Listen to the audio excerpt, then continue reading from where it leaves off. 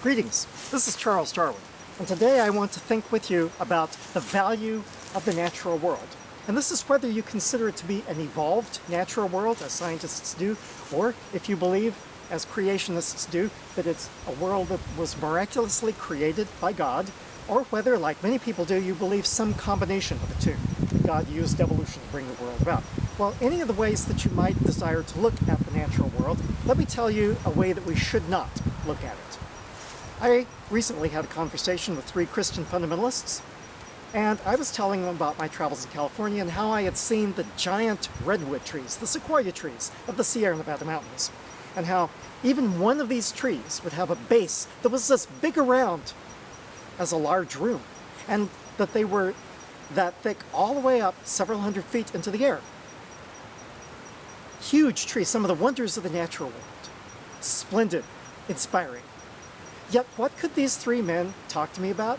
All they could say is, wow, think about all the board feet of lumber that there would be in one of those trees. Think about how much fun it would be to cut one of those trees down.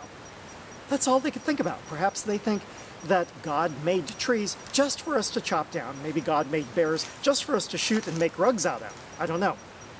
But the point is that they had exactly the wrong view of what they consider to be God's creation.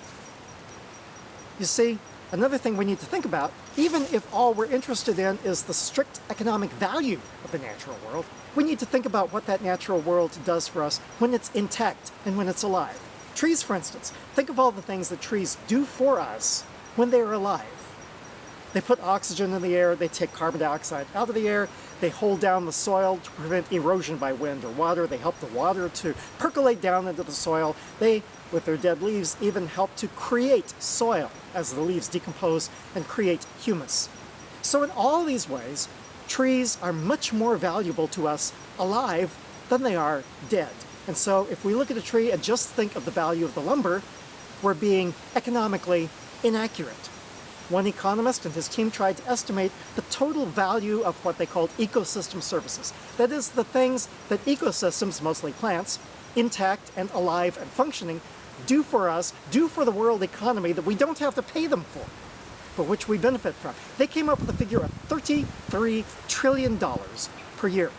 That's a pretty large figure. That's certainly worth a lot more than anything that you could get for the lumber in those trees. And especially since if you cut them down, you get the lumber just once, whereas the $33 trillion is every year. So even if you're looking at it from a strictly economic point of view, then to think of trees as only being worth the lumber is inaccurate. But let me tell you what you should not do, what those 3 Christian fundamentalists were doing, thinking of trees as something that God made so that we could have lumber, bears so that we could shoot them and make rugs out of. Instead, you might choose to look at the living world as being the product of evolution, the tree of life, and we're all part of this living web. Either that, or you could look at it as God's creation that we're supposed to take care of. What we should not do is think of it as being God's creation for us to use up right now. And so that's what I want to suggest to you. This is Charles Darwin. Tally ho, and amen.